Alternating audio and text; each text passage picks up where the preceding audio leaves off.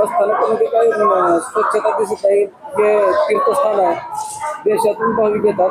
भाविकांना उतरल्याबरोबर त्याच्या आसपास देवीचं दर्शन करावं, आल्याबरोबर घाणीचा सामना करावा होतो. काय सांगितलं संदर्भात?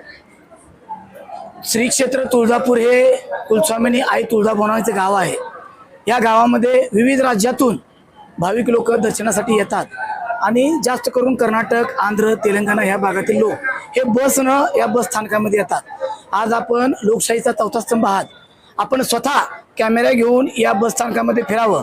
तसंच या तुळजापूर शहरामध्ये छत्रपती संभाजी बस स्थानक आहे, तिथं सुद्धा घ्यावं आपण शूटिंग.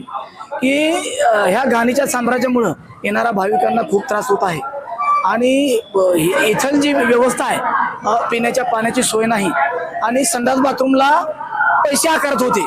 छत्रपती संभाजी जे बस स्थानक आहे, मी परवा दिवशी डेपो मॅनेजर रामपुरे यांना फोन केला. त्यांची नवीन बदली झाली, माझी त्यांची ओळख नव्हती, परंतु त्यांना फोन करून विचारलं असता त्यांनी सांगितलं की बाबा शिंदे साहेब जे जुने डेपो मॅनेजर होते यांची बदली झालेली आहे, आता मी नवीन आलेलो आहे, मला काय असतील त्या सूचना करा, त्या सूचनांचा मी बदल करतो.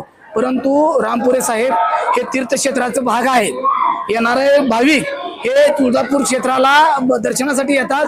त्या भाविकाची सोय होणं अपेक्षित आहे आणि त्यांची सोय ही निशुल्क संडास बाथरूम त्यांना मिळालं पाहिजे आणि स्वच्छता व्यवस्थित झाली पाहिजे, ही तुमच्याकडनं अपेक्षा आहे.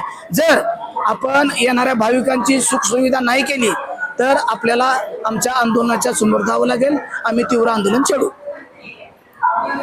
पोद्दार, मी भाविक नगर जिल्ह्यामधून आलेले, जामखेड तालुक्यामधून. तर देवीच्या परिसरात किंवा इतरत्र महिलांची टॉयलेटची सोय नाही व्यवस्थित आणि ते पैसे आकारले जातात आणि पिण्याचे पाणी सुद्धा अस्वच्छ आहे. तर या तुम्हाला व्यवस्थित सुविधा भेटतात का? व्यवस्थित नाही सुविधा इथे सुद्धा.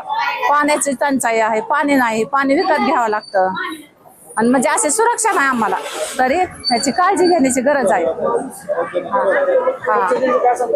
स्वच्छता पाहिजेच नाही तर सर्व भाविक कुठं का आंध्र प्रदेश कुठून आंध्रातून कर्नाटक राज्यातून लोक येतात नाही तर मग त्याची व्यवस्था नाही. तर व्यवस्था झाली पाहिजे आणि ह्या पवित्र अशा क्षेत्रामध्ये एवढी सोय झाली पाहिजे सगळ्या भाविकांची, अशी माझी विनंती आहे. रामकृष्ण हरी.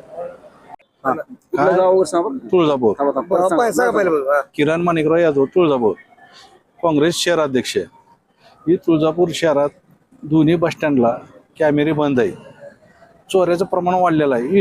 गाड्यातून इस्कोटून घेऊन जातात, हे प्रमाण जास्त वाढलेलं आहे. दोन्ही स्टँडमध्ये पोलिसाचं सुरक्षा नाही, पोलीस बंदोबस्त नाही. पोलिस असतात पण पोलिस काय करत नाही. त्याला जबाबदार कोण? अजून काय